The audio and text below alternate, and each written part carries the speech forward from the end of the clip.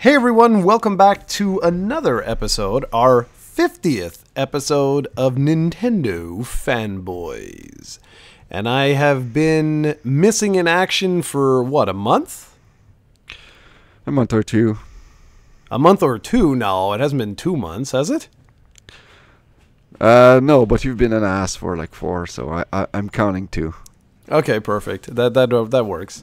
So yes, I think it's going to be really important to just explain to everybody like who we are, what's going on, what's happening.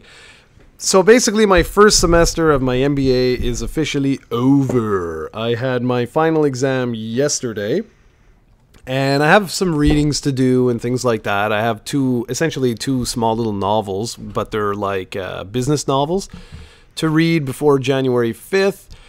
And I am really, really happy. So Steven and I said that we were going to get together and we're going to pump out like 3 of these podcasts just to make sure that, we have some content until we can get back to our regular routine.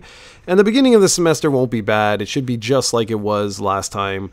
It gets pretty damn hectic, though, towards the end of the semester, what with final presentations and final exams and everything. I really didn't expect that. Like, really, I barely had time to breathe. It was brutal, but it's over now. So it feels very good to be back here and speaking with His Highness, Mr. Steven. So what have you been up to over the last little while? Well, I'm just about to prepare myself for the holiday rush, which starts for me next week. So that's why I want to do a few more podcasts, because we were good. We were like we've released a podcast every second week for like 2 years now, until you messed it up. So that's why I want to do 3 or 4 this week.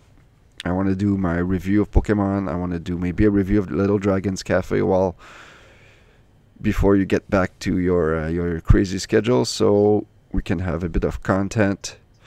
So that's pretty much it. I've been playing Pokemon, and I'm gonna start playing Super Smash very soon, and that's pretty much I don't think there's anything new gaming wise since the last podcast we did, which I don't even remember what it was about now. Oh, it was about the Amico. Yeah, we should follow up on that. We had a pretty nice discussion in the comments with Tommy, was it? Yep. Did he ever reply to your email? No, I'm going to actually send a follow-up to that just because it's strange, because he unless I went to like junk or something like that, I never did get a reply, which is unusual because he's the type of guy, just based on the comments, where like he clearly would have he would have replied. So I'm fairly confident that like the message just went into junk or something like that. In terms of content and stuff like that, yeah, I'm going to try and do a few videos just because I want to do a few videos. So you have your Christmas gift that's on its way. Amazon was a little bit odd in the timing. Like, it was like, oh, it'll arrive between like the 14th and the 18th. So yeah, that means Canada Post is on strike here. I don't know if it's the same in Quebec, but they're on strike here. Yeah. It's the same all over Canada. They're doing, but it's not like, from what I read, it's not a full strike. No, it's not a full strike, but it does affect their deliveries a bit.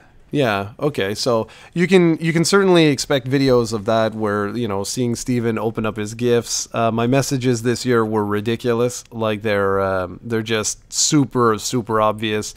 He'll get it right away. Like, I have no question about that. But here's the big surprise. So like 2 weeks ago or something like that, I started to have, I don't want to say free time, because that's a lie.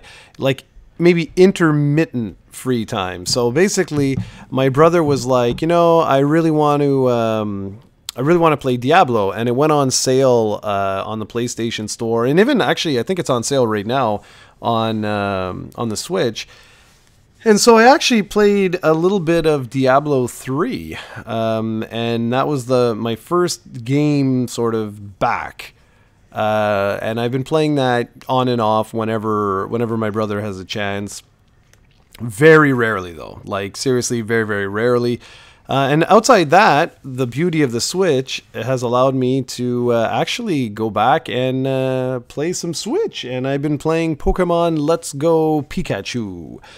And so I actually wanted to talk a little bit about that. I hope that's okay. Yeah, it is. I just want to ask you, why are you being an ass again and putting your profile on, like, locking out so we can't see what you're playing? I did that a long time ago. Remind me of that and send me a thing there. Send me a text and I'll just switch it over. I do it right now, but my Switch is actually on the sofa, so I can't leave.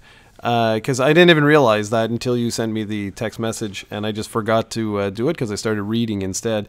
But yeah, I'll go ahead and do that. And yeah, so this, like, that's basically Diablo 3 and what's called Pokemon Let's Go. Basically the two games that I've been playing. I actually got Diablo 3 for the Switch as well, so it's been kind of funny to put a little bit of time into each one of these. And it's been, I think I've put around maybe 12 hours or so, something like that, over the last week into Diablo 3. And I don't know yet with Pokemon because I started that, maybe 3-4 days ago, something like that? I don't know. So I don't yet know how much time I've put into that. But it's just nice. It's been nice to just, play for like a little bit of time. And to be honest, I've actually really been enjoying my time with Pokemon. The only thing is, I think my left Joy-Con is starting to go. Because whenever I pull down on the stick, my little character is all jittery. Like, instead of just turning around and smoothly running, he basically does this like micro crawl type walk, and then slowly jitters, and then picks up to a run. So I think my Joy-Con is going the way of the dodo. It's doing the same thing with mine. And oh, really? But my Joy-Con have never been good.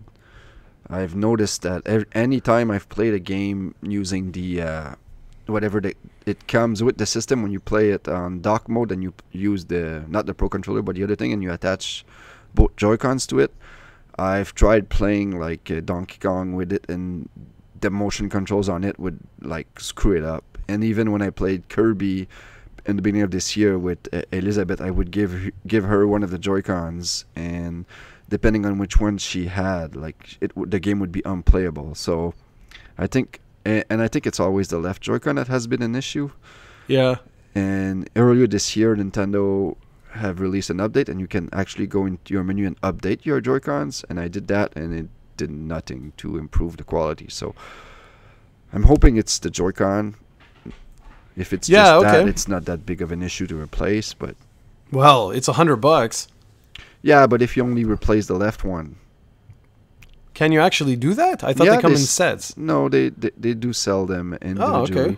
But it's instead of $100, it's $65. So it's cheaper if you want the full set, but if you only need one. So yeah, okay, cool, man. I didn't know that. That's good. I'm glad I said that then. I have not played it in docked mode. I've been playing portable only. So I'm kind of curious how the game plays in docked mode with a Pro controller. You can't play with a Pro controller. You can't play with the Pro controller. You can only play with a Joy-Con or the Pokeball Plus when you're playing in dock. Oh, well, that sucks, because I wanted to capture footage for your review, so now that's going to be a royal pain in the ass. Well, you can play with a Joy-Con. It's fairly simple. Yeah. It's just, it's going to be annoying, but okay. All right, so that's something. Thank you, because I would have been like, what the hell? So that makes your review make a whole lot more sense. Okay. Because in your review, you talk about the Pokeball Plus and you talk about the Joy-Cons, but I was going to actually ask you right now, what about the Pro controller? Because you didn't make any mention of that. Mm-hmm. So, okay. All right, cool. Interesting. Now, for your review, I pretty much, I don't want to, I don't want to go into this forever here, but I pretty much feel very similar to you. I think my reaction with Let's Go is sort of mixed. It's better than I thought it was going to be, but I'm still very surprised by certain things, if that makes any sense. So first things first, I really like you, the random encounter thing. I wasn't sure how that was going to play out, but I really like it. The only thing that I find, and maybe that's just because of me, I'm heading to the third gym right now. I just did the SS, whatever it's called, SSM. the boat there. Yeah. So I just did that, and now I'm gonna head over to the gym. I just find that while I'm traversing some of the areas, I don't know if it's me, but I find that like at most I get 2 Pokemon, sometimes 3 Pokemon in the wild. Other than that, it's just bare. Like I just see grass, and then like your odd Pidgey or whatever is flying around. I don't know. I just find it bizarre, and maybe that's just me. Maybe I don't know, but I just find it kind of weird.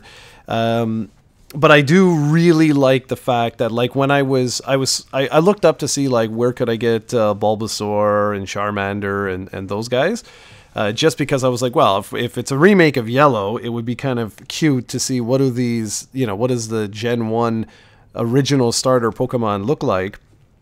And I only read it, unfortunately, when I was beyond the point of return for the Bulbasaur, but I was there in the area for Charmander. So I went around, and I eventually, when he popped, I was like, woohoo!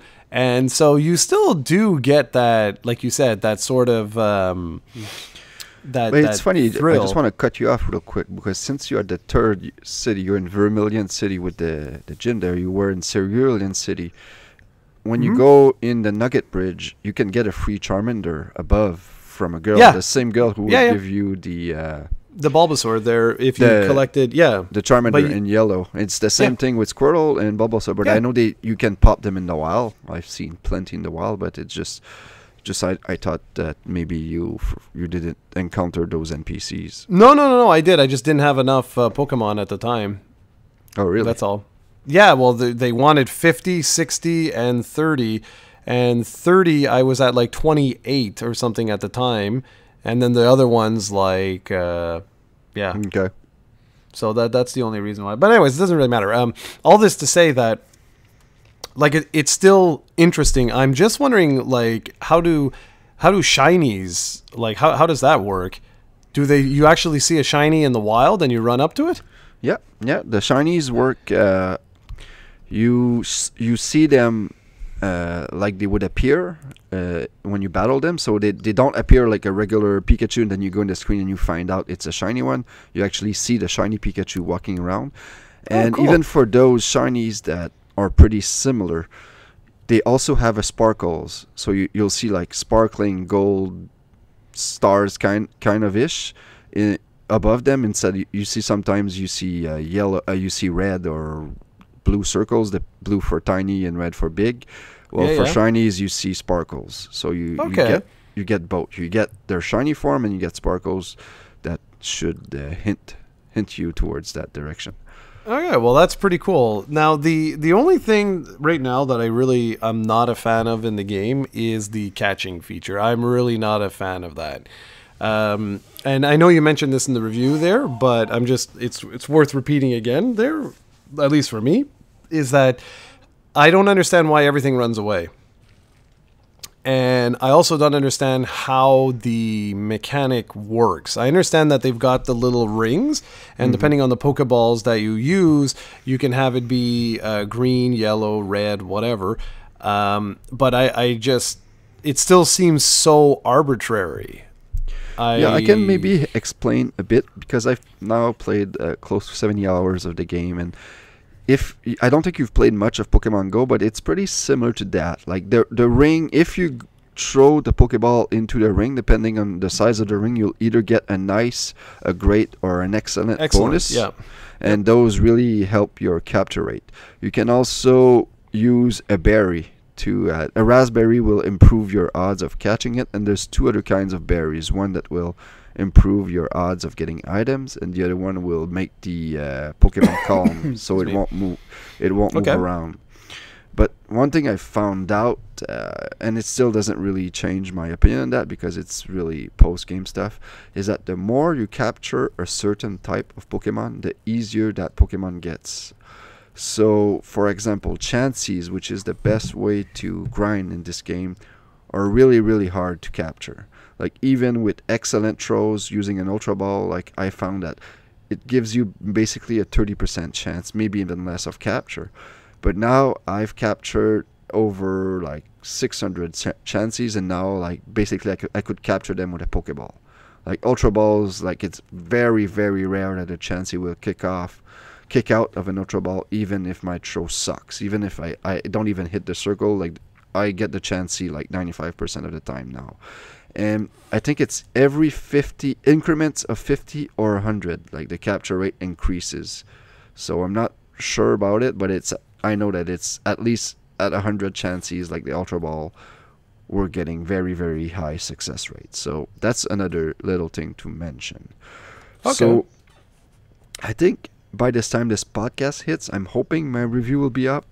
That's one of my plans, is to either record my review tonight, tomorrow, or Wednesday. So since you're off this week, I think if I get it to you by Wednesday, you should probably be able to get it on before the podcast. So hopefully you guys will have seen that, so I won't repeat too much of myself. I really enjoyed the game a lot more than I thought I would, like you said. But the problem I have, which I think I mentioned in the review, I haven't read it in a while, so I'll go read the script because I still haven't recorded it. But there's basically next to nothing for me to do post game.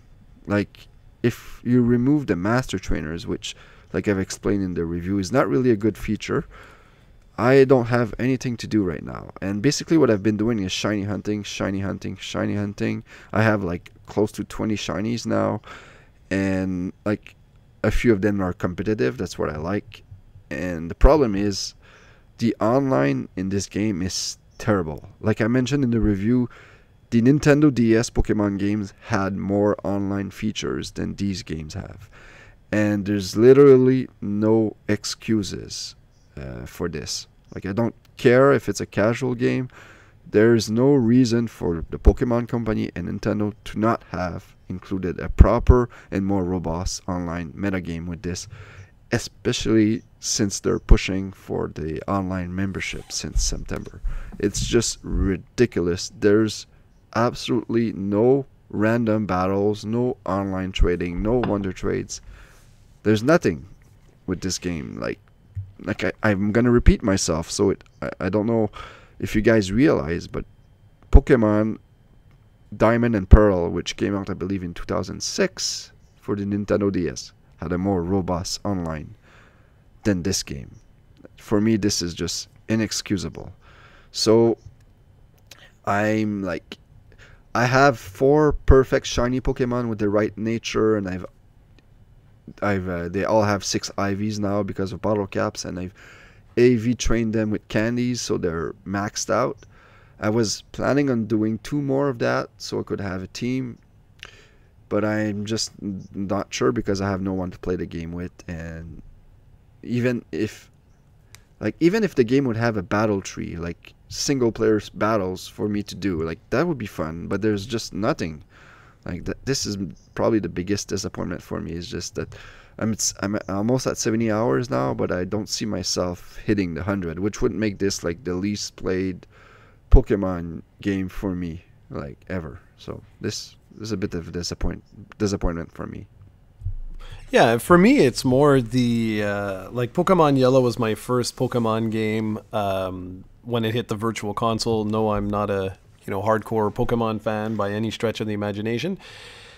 But even for me, like, because I don't like the catching mechanic, it's making like it's annoying a little bit. Some of these other things, like there's very few new features in quotations here.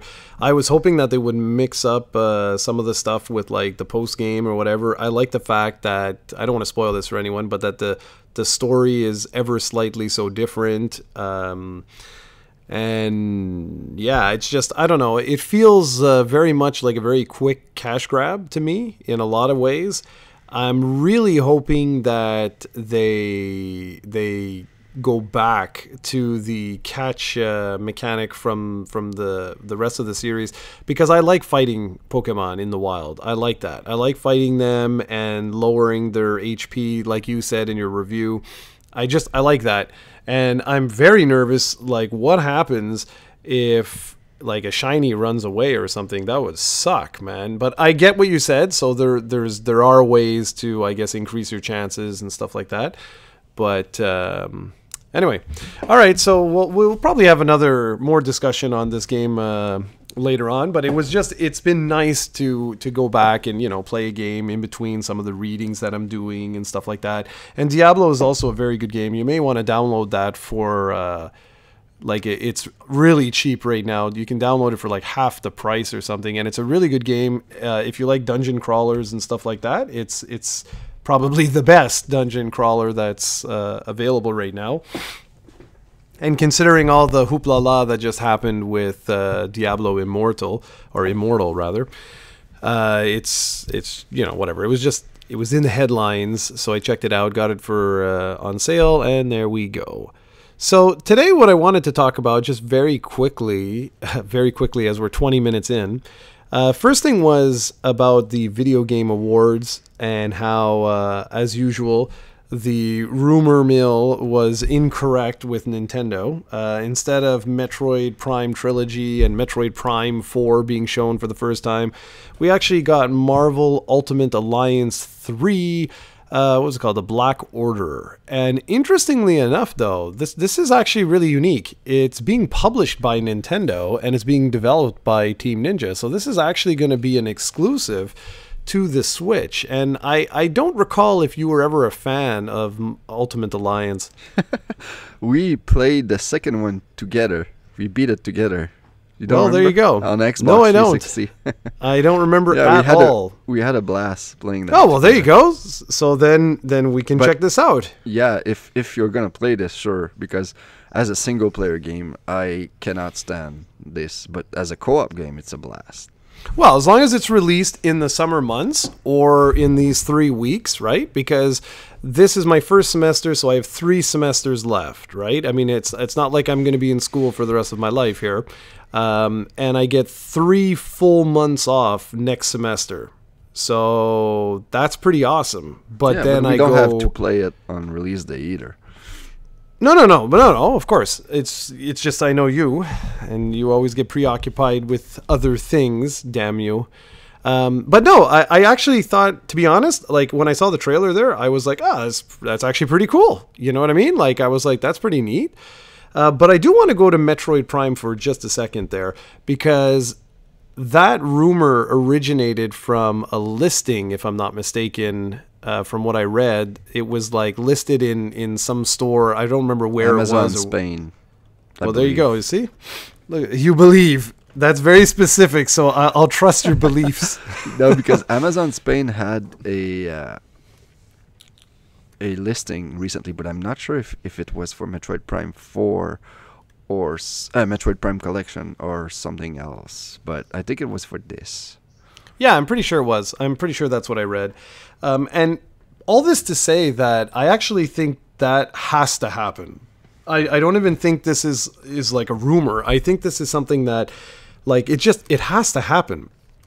Because it has been a long time. Technically, an entire generation went by with no new Metroid, like, no new Metroid Prime anyway, with the Wii U. And so, like, it's been a long time since anyone has played Metroid Prime 1, 2, or 3. So I think this is one of those rumors where, much like Shenmue, when they announced Shenmue 3, I was one of those guys that was like, well, they've got to make a release or a remaster or something for Shenmue 1 and 2, because it's just been forever since anyone has played any of these games. You can't just go and start playing the third part when you have no idea what the hell happened before. And I stand by that with Metroid Prime. I think it's inevitable. Like, I think it absolutely has to happen. I think it's just more a question of when is it going to come out.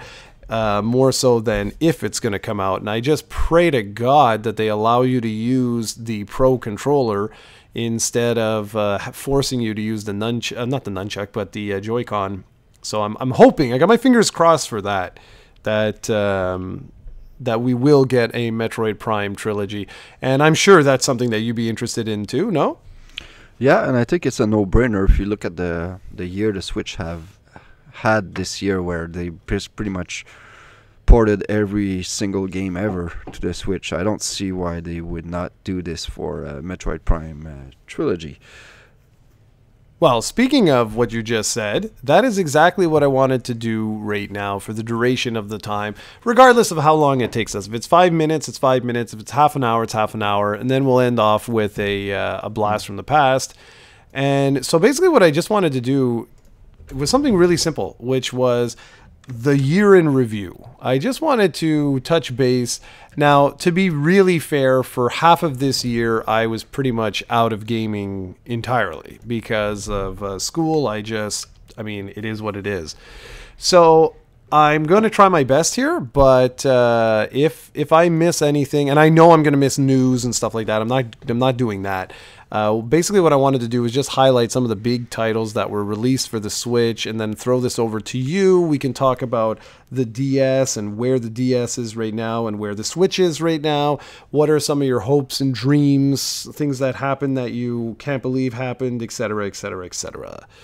So, I mean, I guess the easiest thing to start off with is I wrote a list down of some of the games that I could think of that hit the Switch in 2018. I did verify that they did come out in 2018. However, there's a lot of stuff here that I'm sure I'm not going to mention, right? So I'll start with some third-party stuff. We had big hits that were ported over from, other consoles that came out at the same time or a little bit later or whatever. And these included Mega Man 11, Dragon Ball FighterZ, or Fighters Z, or Z, or whatever. Wolfenstein 2, The New Colossus, which was a big one.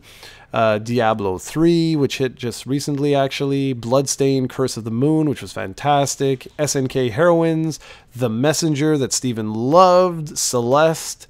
And then from first party, again, I'm probably missing some, but we had Mario Tennis Aces. We had Kirby Star Allies. We had the Captain Toad game.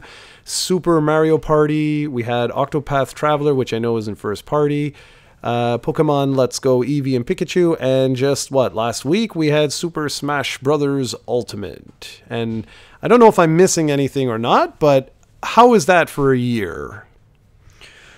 Well, it's a mixed bag. If you remove, Pokemon and Smash, basically the only new releases Nintendo had this year for the Switch was Super Mario Party, Mario Tennis, and Kirby Star Allies. That's it.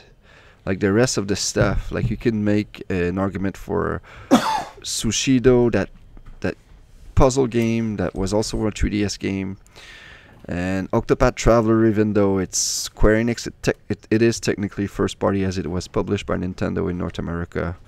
So there was a few games, but just compared to the year they had last year, I really thought they would have at least a few original games this year besides Mario Party and Mario Tennis and Kirby. The rest of the stuff, we had Hyrule Warriors, we had Bayonetta 1 and 2, we had Donkey Kong.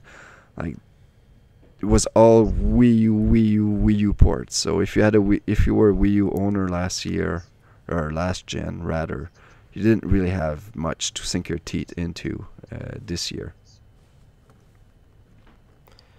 Well, it's a good thing then that I was busy, right?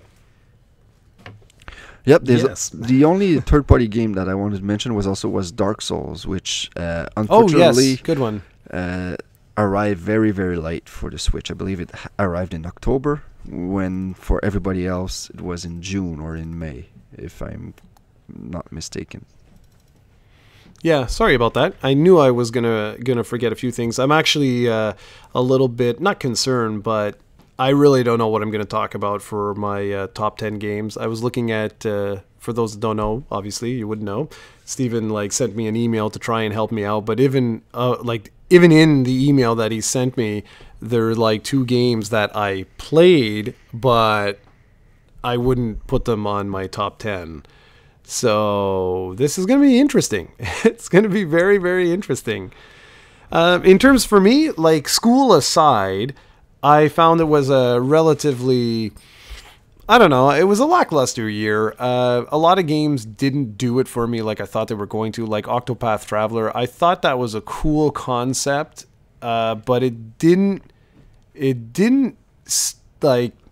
impress me as much as I thought it was going to. It's one of those games where, like, it'll be on my top 10 for sure because I only played like 7 games.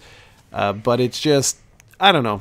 I was a little bit disappointed with it, and I don't know why. Bloodstained was like way up there for me. That was a phenomenal experience, and I never even got a chance to check out Wolfenstein 2. So I don't know. You know, you had a lot of good things to say about it, but I don't know like how that actually ended up. Right now, it's kind of funny, you know. Like I'm looking at this list, and I'll just write in Dark Souls. And I'm looking at this, and it's like, yeah, I don't know. I mean, compared to last year, like you say, and is this the 3rd year now with the Switch, or it's second the year? second year, yeah. Yeah, okay, second year. Okay, so like, yeah, so compared to last year, we have your Marios and all that, plus, like you say, Donkey Kong and Wii U stuff. Yeah, it's going to be interesting to see where they go from here, because even Smash Brothers, which I have myself, I did that on purpose. I want to check that out over the next 2 weeks. Is like, to me, that's pretty much it, like using the Wii U engine, is it not? And I don't believe so for this one. I know there's been a lot of it's up in the air, really. But okay, it's just okay. like I believe it's a new Smash. It's yeah. Okay, well, okay, then that's you could fair. make the case for it, but it's like I think it's a bit unfair because really, you could. Like from Melee to the Wii one, like whatever Brawl, like someone could have said that it's basically the same game with new characters, which of course it wasn't. Like, but you could say the thing with fighters. It's really hard to prove because basically what you're doing is adding stages and characters and tweaking some stuff here and there. So it's really hard to. Well, that's fair. Honestly, that's fair. I'll give you that. That's fair. But I mean, that's a huge game. I will say that. Like, there's so many people that will be into that. And correct me if I'm wrong, but Pokemon Let's Go, they became the fastest selling Switch games. Yep, that's what they said. It's gonna be another thing to see if they maintain that momentum and outsell Mario. But like for the first 3 weeks, they had 3 million, I believe. Yeah, this is going to be interesting. This is going to be very, very interesting to see. So what about our like in terms of hardware or features or anything like that? I mean, we got the online like platform launched, and I'm not even a member, so I have no idea. What are your thoughts of that now? Because clearly you're a member. Yeah, for me it's not. I always liked the option because I thought that it was very, very nice to have an online system that only costs $20 a year. But as far as what it offers, there's not much. Like you get the option to play online, of course, but you don't really have anything else than that besides the free NES games, which basically I think it started with 20, if I recall, and then you get 6 have been added. Or 9 have been added since then because there's been 3 in October, 3 in November, and now 3 in December. So it's decent. It's just NES stuff that really I don't play anymore. So, but hopefully next year at some point they add like more options, more tiers, so we can have SNES stuff. Yeah, that'd be very cool. But looking at it like now, I mean, at least now there is a online platform, so that, I mean, I know some people could look at that as a pro or a con, I guess. They still have their voice chat app, right? They haven't fixed that yet. I have never downloaded it or used it, so I have no clue. And it's weird because if you play Fortnite, which I'm sure you don't, you can actually use the system and headphones and chat with that. So why they don't implement that with their games is like, I have no clue. Well, that's a very good question. That's a very good question because that doesn't make any damn sense whatsoever. Well, okay, sounds like the Switch had just a phenomenal year. You're making it sound incredible. Yeah, no, for me, and I think the general public and the media has been a bit too nice for the Switch this year because it didn't really release anything spectacular until Smash Brothers and Pokemon, which again, Smash, really nice, really awesome game. Pokemon, it's a great game, but it's not the start I was hoping for. Next year will really be the Pokemon game we've all been waiting for. And like sales wise, like it slowed down. Like Nintendo was hoping, I believe, to be at 40 million by the end of fiscal year, and the last time I checked, they were at 22. So fiscal year, when does that end? Like in February or March? It depends on the company, man. But it can be June. It depends on... I think Nintendo is usually like March, right? Anyway, they basically have to sell 18 million between now and then. So I don't think they're going to come close to it. I know that the holiday season has always been their biggest season, but 18 million in a few months, it sounds like a pretty big gap to close. So we'll see.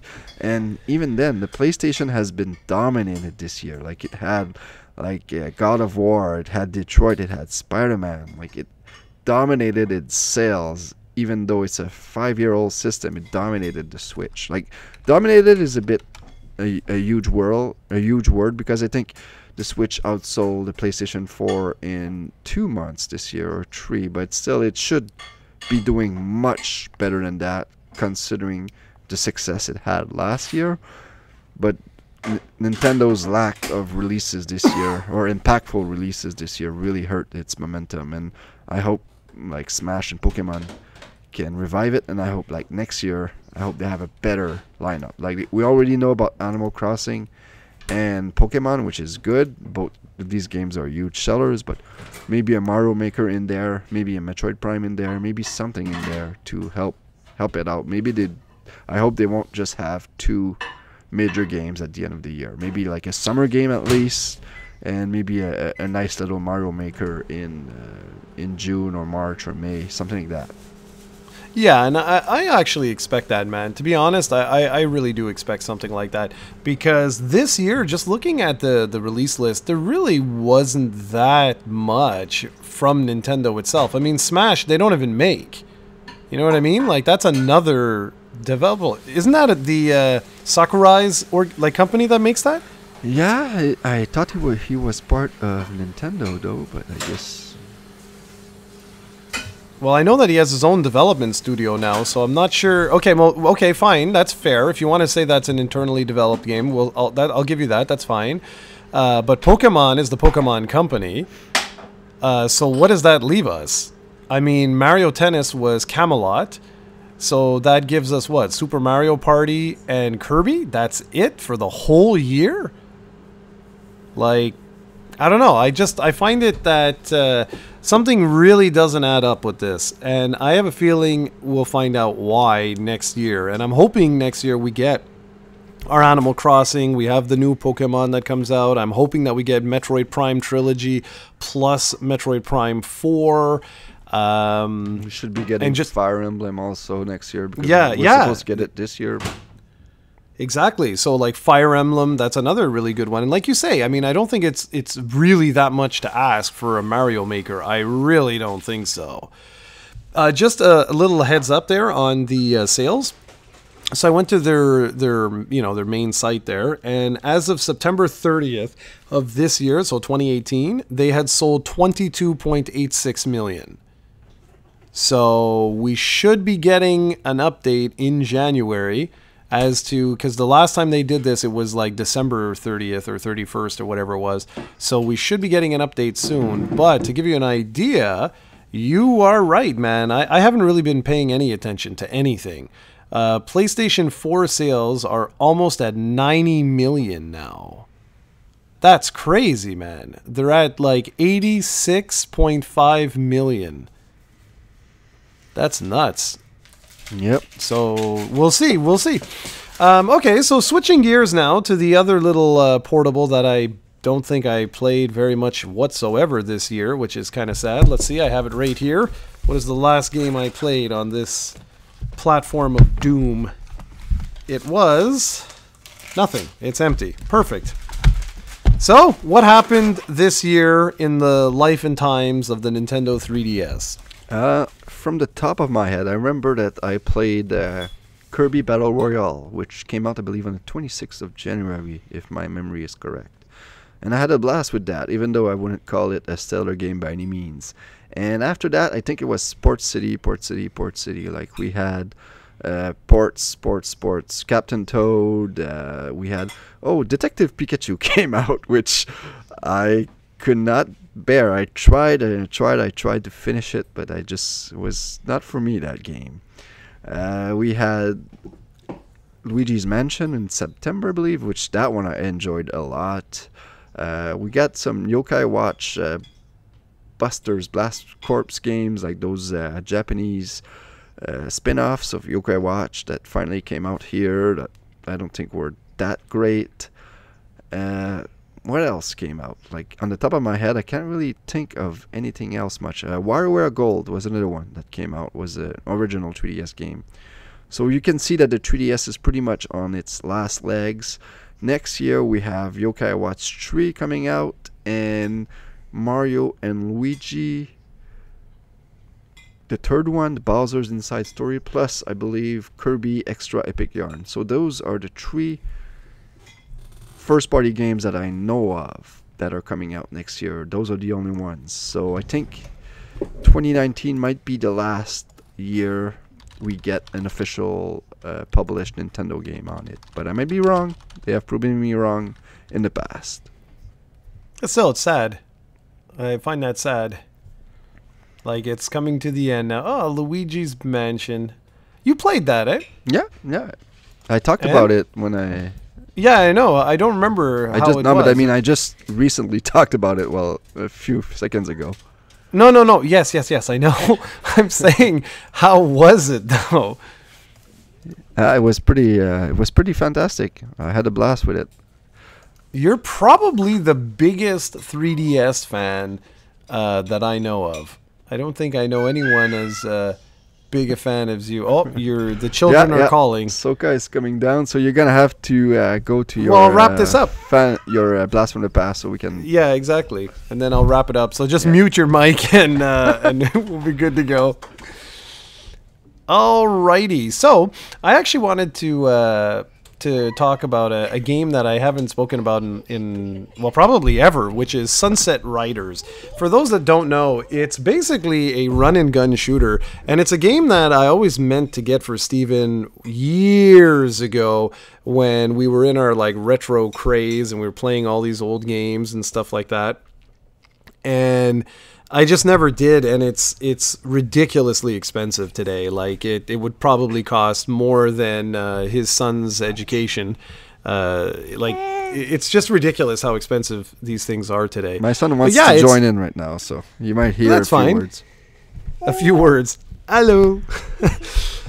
So...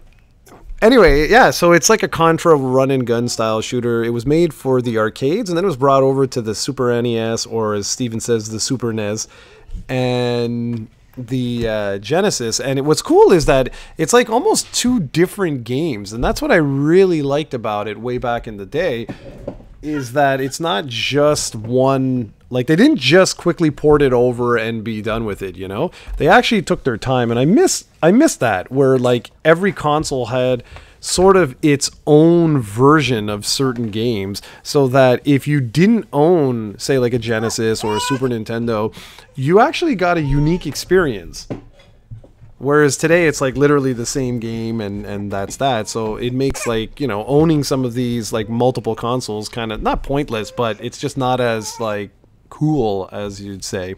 So anyways, that's it. I just wanted really briefly just to touch base on that. And that's a game, if it ever does hit the Virtual Console, and maybe it did on the Wii, I don't know. But it's certainly something that you would like, Stephen, I assure you, because it's right up your alley. Well, perfect. And with that, we're pretty much done. So you can say the final words, and we'll wrap this bad boy up. All right. So thanks for listening. Hopefully we'll get a chance to record another one tonight. I know I want to do a few more so we can catch up, but we usually post this every second Sunday on YouTube and on podcast services around the world. So we'll see if we can keep this up. But thanks for listening, and we'll see you next Sunday.